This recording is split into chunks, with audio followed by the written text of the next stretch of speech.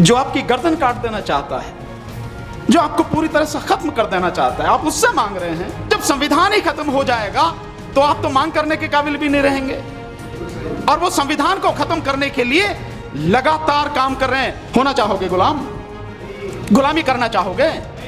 अगर नहीं करना चाहते हो तो अपना ऐशो आराम जो ले रहे हो उससे छोड़ो। अपने मन से डर निकाल के सड़क पर उतरना है हमें, तभी बचेंगे। आपने बीजेपी के नेताओं से एक बात सुनी होगी, हम तो संविधान खत्म करने आए हैं। यही कहा ना। कर्नाटक के एक एमपी हेगड़े जन कौन है, ऐसी कई लोगों ने कहा कि संविधान खत्म करना है। अनंत हेगड़े है ना, सभी कहते हैं जी, बिल्कुल। और इसके साथ साथ आपने यह भी सुना होगा 2024 के चुनाव से पहले अब की बार 400 पार। ये 400 पार का नारा क्यों है? ये 400 पार का नारा जो है इसे समझना जरूरी है। सर, हमारे संसद में, लोकसभा और राज्यसभा में, लोकसभा में 543 सीटें हैं। उन 543 सीटों में अगर संविधान में संशोधन करना है तो कम से कम 362 सीटें बीजेपी के पास होनी चाहिए, कम से कम। कैसे होनी चाहिए मैं आपको बताता हूं। संविधान के अनुच्छेद 368 में संविधान में संशोधन कैसे होता है इसकी व्यवस्था दी गई है। अनुच्छेद 368 का उप अनुच्छेद 2 जो है उसमें 2 तरह की व्यवस्था है कि संविधान में 2 तरह से संशोधन हो सकता है। एक, जो भी संशोधन बिल आएगा वो किसी भी सदन में आ सकता है और उस सदन के जितनी टोटल संख्या है उसका आधे से अधिक, और जितने लोग मतदान में भाग ले रहे हैं और जितने लोग वहां पर उपस्थित हैं उनका 2/3 बहुमत होना चाहिए। अब अगर आप राज्यसभा, लोकसभा को कैलकुलेट करते हैं तो लोकसभा के 543 में से कितने बैठते हैं? 2/3, 362। आधे कितने बैठते हैं? 272। 272 का अगर आप 2/3 कर लें तो वो आधा कर लें तो कितना हुआ? 136।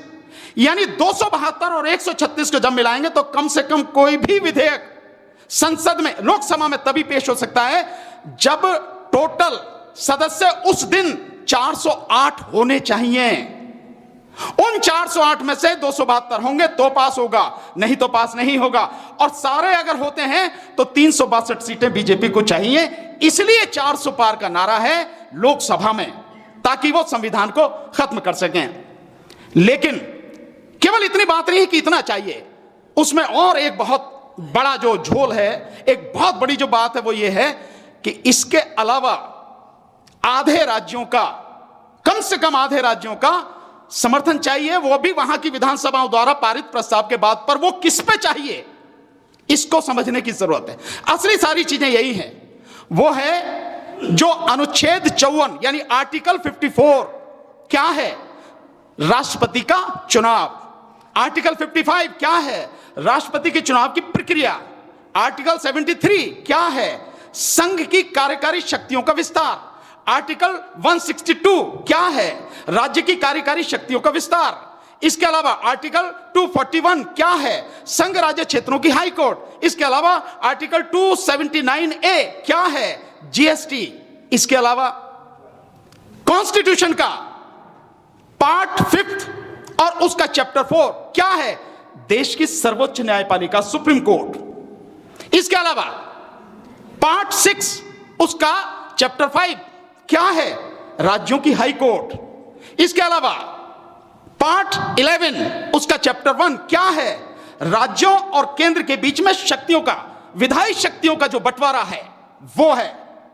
इसके अलावा क्या है? इसके अलावा और जो चीजें हैं, इसके अलावा है जो 7वीं अनुसूची है, 7th शेड्यूल, वो 7 में राज्यों का प्रतिनिधित्व संसद में कैसा होना चाहिए ये, और इसके साथ जो खुद अनुच्छेद 368 है, इनमें अगर संशोधन करना है तो न केवल जो सदन है उसके आधे से ज्यादा सदस्यों का समर्थन हो, साथ में 2/3, और इसके साथ ये जो राज्य हैं आधे से अधिक राज्यों का समर्थन चाहिए, कम से कम आधे राज्यों का।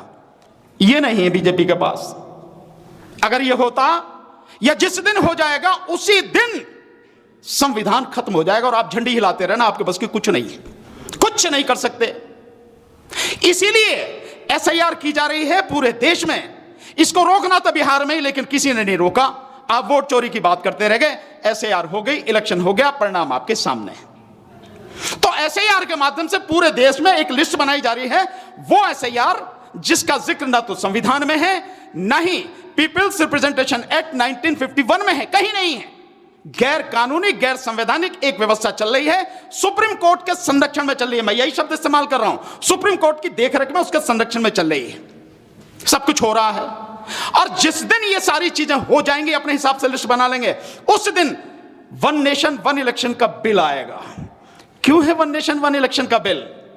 वन नेशन वन इलेक्शन का बिल इसलिए है कि जब बेईमानी करनी है तो एक ही बार कर लो ना, एक ही बार करके इस देश में जो चाहिए संविधान को खत्म करने के लिए वो हासिल कर लो आप। इसलिए लोकसभा के साथ में सभी राज्यों की विधानसभाओं के चुनाव कराए जाएं और उसके बाद में आधे से अधिक राज्यों पर बीजेपी का कब्जा हो जाए और साथ में लोकसभा में 400 पार सीटें हो जाएं और उसके आते ही, शपथ लेते ही आप अगले हफ्ते में देखना कि इस देश के संविधान को खत्म किया जाएगा, जुडिशियल सिस्टम को खत्म किया जाएगा, विधायी शक्तियां जो आपस में उसको खत्म किया जाएगा, केंद्र की शक्तियां बढ़ाई जाएंगी, सब कुछ बीजेपी जैसा चाहती है वैसा कर लेगी। जहां तक मेरी जानकारी है कि इस बिल पर अब तक पूर्व 4 चीफ जस्टिस को बुलाया गया है, जिनमें दोनों हाथ खड़े कर दिए कि आप जो कर रहे हैं ये ठीक नहीं है। और कर क्या रहे हैं? वो कर रहे हैं कि इलेक्शन कमीशन को जो आज पावर है इससे कई गुना पावर देने जा रहे हैं। इलेक्शन कमीशन को यहां तक की पावर देने जा रहे हैं कि किसी भी राज्य की विधानसभा को भंग करने का अधिकार इलेक्शन कमीशन को दे रहे हैं। ये अभी चर्चा में है, पास होगा तब की अलग बात है क्या होगा, लेकिन ये सारी चीजें भी चर्चा में। तो आपके मन में एक सवाल आ गया, क्यों देने जा रहे हैं पावर इलेक्शन कमीशन को इतनी पावर? वो इसलिए देने जा रहे हैं कि जब 2029 में लोकसभा का चुनाव होगा उस समय बहुत सी विधानसभाओं का टर्म पूरा नहीं होगा। 2026 में जो विधानसभाएं होंगी, माना तमिलनाडु है, केरल है और आपका पश्चिम बंगाल है, असम है। असम तो उनका है, लेकिन 3 तो विरोधी पार्टियों के पास में है, विपक्षियों के पास में है। ये कैसे अपनी विधानसभा को भंग कर देंगे? नहीं करेंगे ना। तो उस समय इलेक्शन कमीशन को ये पावर, ये काम आएंगी कि इलेक्शन कमीशन इन विधानसभाओं को भंग करके एक साथ चुनाव करा ले और उसके बाद में जो वो चाहते हैं 400 पार सीटें, आधे से अधिक राज्यों में अपना कब्जा। और जब आधे से अधिक राज्यों में उनका कब्जा होगा तो राज्यसभा में जो आज उनके पास बहुमत नहीं है, राज्यसभा में भी उनके पास इतनी संख्या हो जाएगी, क्योंकि राज्यसभा में उन्हें चाहिए 167 सीटें, बीजेपी को अभी नहीं है, उस समय आ जाएंगे। और जिस दिन ये आ जाएगा उसी दिन देश के संविधान को खत्म करने की कार्रवाई शुरू हो जाएगी। हमारे नेता तथाकथित एमपी एमएलए जैसे बैठे रहे थे वैसे ही बैठे रहेंगे। आज भी इस सरकार को चलाने के जिम्मेदार बहुत बड़े हमारे ही बीच के, हमारे ही तथाकथित एमएलए एमपी हैं, हमारे ही नेता हैं। अन्यथा मोदी की इतनी औकात नहीं है कि ये सब कर जाता, और हम उस पर कुछ भी नहीं सोच रहे। साथियों, मेरा मानना आपसे बहुत करबद्ध मेरा निवेदन है, आप सबसे, सारी चीजों को छोड़ के सब लोगों को इकट्ठा कीजिए, सब लोगों को ट्रेंड कीजिए। क्या बताना है समाज को, कैसे समझाना है, असली लड़ाई क्या है, कैसे लड़नी है। और गांव गांव, शहर शहर जाके, मोहल्ले मोहल्ले जाके समाज को जगाइए और कहिए ये मरो या मारो की स्थिति है, या यूं कहो गांधी के शब्द में करो या मरो की स्थिति है। तभी जब देश की जनता सड़क पर उतरेगी तभी कुछ बच पाएगा। तब आप इनकी बात करना कि हमें भैया आप वो करा लो, जनगणना करवा लो, कि रिजर्वेशन दे दो, ये कर लो, तब करोगे आप, बचोगे तो ना, तब करोगे। तो अभी आपका वोट का अधिकार दांव पे लगा है, इसे छीनने की तैयारी में है। अभी आपकी नागरिकता खत्म करने की तैयारी में है। तो नागरिकता खत्म हो गई, वोट का अधिकार खत्म हो गया, क्या मांगोगे आप? किससे मांगोगे? कौन देगा आपसे? ध्यान रखना, अभी सूरज मंडल सर ने एक बात कही कि प्रधानमंत्री जाके कह रहा मैकाले की जो पद्धति है उसको खत्म करेंगे, यानी आपकी शिक्षा, इस शिक्षा पर अभी से नहीं, इस शिक्षा पर 2016 से उनका पहरा है, 2016 से ही वो लगे हुए हैं। ये तो आज तो आपको दिख रहा है, जब सारी डिटेल आपको पता लगेंगी, अब समय नहीं है, नहीं तो आपको एक एक चीज बताता।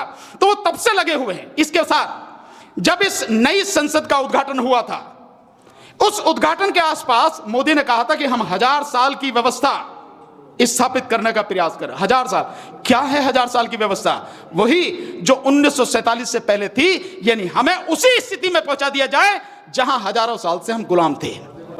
होना चाहोगे गुलाम? गुलामी करना चाहोगे? अगर नहीं करना चाहते हो तो अपना ऐशो आराम जो ले रहे हो उसे छोड़ो और मान्यवर साहब काशीराम को पढ़ो, उनके जीवन से सीखो, उन्होंने जो किया विशेष रूप से उसको सीखो, गांव गांव जाके लोगों को जगाओ। अगर हम सब ये करेंगे तो समाज जग पाएगा, समाज जगेगा तो संघर्ष होगा, और संघर्ष होगा तो इस भयानक आपदा जो सामने है, मुझे नहीं पता किसको दिखाई दे रही नहीं दे रही, पर मुझे बिल्कुल साफ दिखाई दे रही है, इससे हम बच पाएंगे। यही आज की सबसे बड़ी जरूरत है, इसी पे काम होना चाहिए।